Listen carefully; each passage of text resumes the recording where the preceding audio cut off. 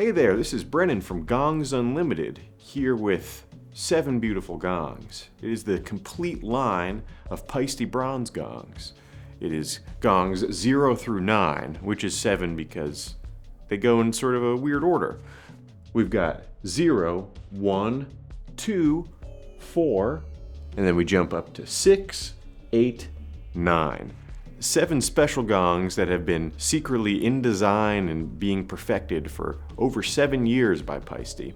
And now they've been released and they've come out with this beautiful line of eclectic gongs, very individualized, very artisanal, very unique from what Paiste typically puts out. One of the things that's unique about them is that they are the Paiste bronze gongs. It's a completely different metal alloy from what Paiste usually has in nickel silver. It's 92% copper, 8% tin, which gives it this bronze sheen that looks similar to copper.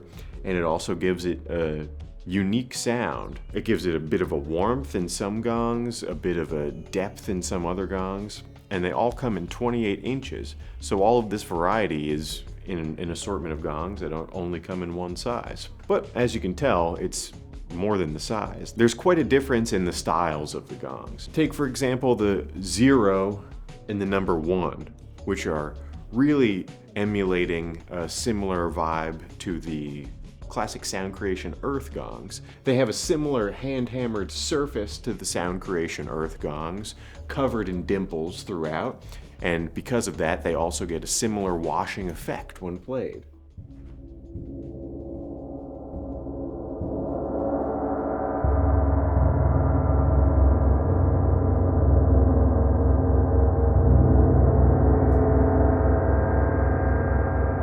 Quite serendipitously, the dark number 0 gong actually has a bit of a darker, warmer tone than the number 1 gong, which has a brighter shimmer.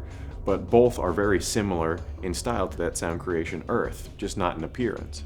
And what's nice about these gongs is that unlike the Paiste Sound Creation, the Paiste Symphonic, their standard nickel silver lines, which are pretty much perfected at this point, these gongs, like I said, are quite artisanal and have a wide variance in what you could get from even one type of gong. So this number 1 and number 0 are representative of the type of gongs that you could get, but we have individual recordings of every single gong that we got sent by them, all 40-something of them. And so you can really check out how the individual ones differ because they are all unique both in appearance and they're unique in sound. Moving on from the Sound Creation Earth style gongs, we have the number 2 and the number 4, which are really water style gongs. But they take quite a few creative liberties, as you can tell. The number 2 gong has a huge bell-like center that is 2 to 3 times the size of what you see on a standard water gong. This creates for a really striking appearance and also creates for a very unique playing experience. You have a big center that gives you that clear bell tone, which is usually something that's limited to just a small place you can hit on most water type gongs. But on this gong, you can really play into that hammered center. And then the outside still provides that shimmer and wash that you are looking for from the outside of a water gong. The number 4 has almost an inverse. It has a very precise center point on where you can have that hand-hammered and beautifully blue-colored surface. And then it has 2 separate layers on the outside. The very edge, which is the most washy, and then a somewhat central hand-hammered, but not fully indented layer, which comes with weird, spacey, interesting overtones. 3 distinct areas of play.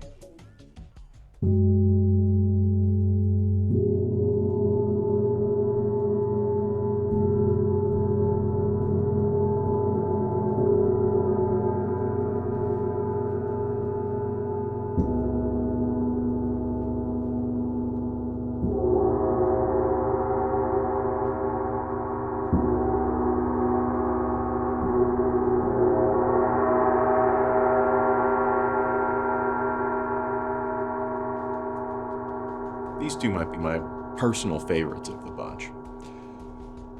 We come to the number 6 next, which is the most similar to a standard Paiste symphonic gong. Very similar facade to it, similar edge and rim, and then a slight raised surface, and then a big center area with lathing marks that go towards the center. Similarly to those symphonic gongs, it has a clear, lovely, warm center.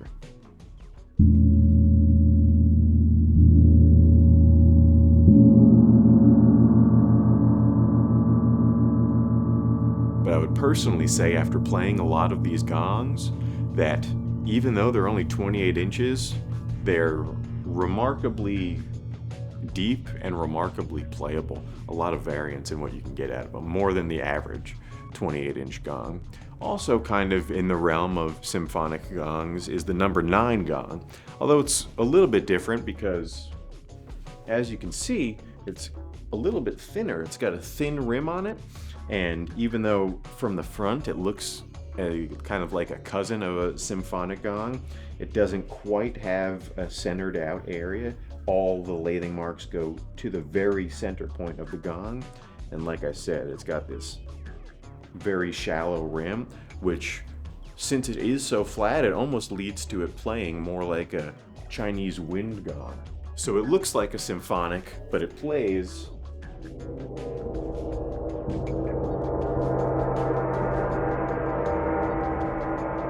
almost like a Chinese wind gong, that really nice wind washing effect. And then that leads us to the one gong that is like none other, either in the collection or a gong that I've ever played, and that's the number 8. The number 8 is probably the most immediately unique looking one of all of these.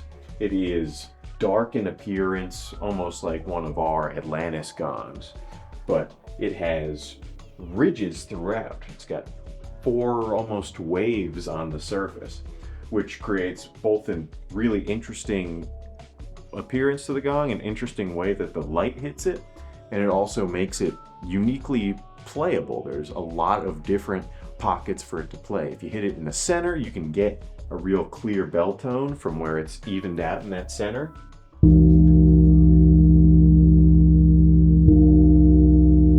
Very powerful, fundamental.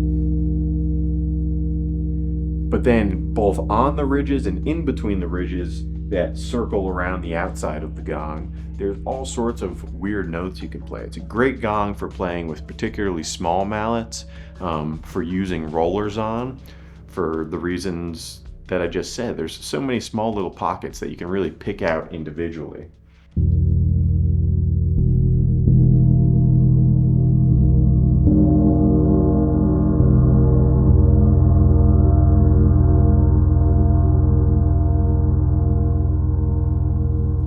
But something that's great about these is, even though something like the number 8 might have a particular type of mallet that, like I said, is really exemplifies what's great about it, they all are extremely versatile. I think that's a word I've said 4 times at this point, because it's true.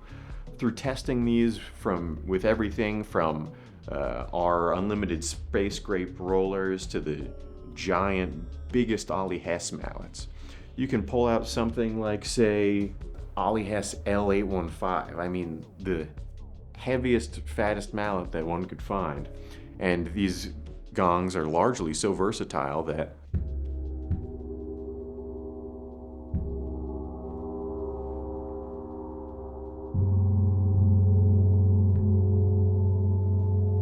even though it's not the ideal mallet, not what we would recommend, they're still very playable with the biggest mallets and softest mallets and hardest mallets you can find. The only ones that I'd say are a little bit different in that respect are the number 9 and the number 1, because these are going to be the washiest gongs, if that's what you're looking for. The ones that are going to be the quickest to crash, and the ones that want the most gentle of a player.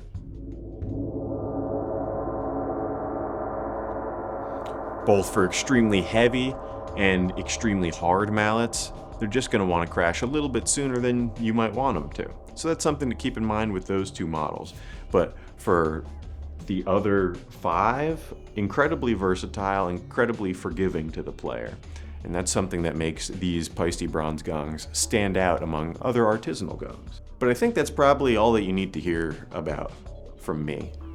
We have hours of recordings of these gongs at this point, and both the product videos on our website, which play all of these gongs that we got sent in individually so you can really pick out the one you like, and the long sound bath videos that's going to be going up on the Gongs Unlimited YouTube channel throughout the next couple weeks.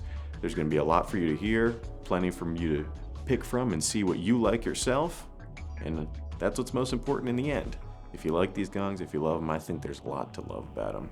That's it from me here at Gongs Unlimited. Thanks for watching. I'll see you next time.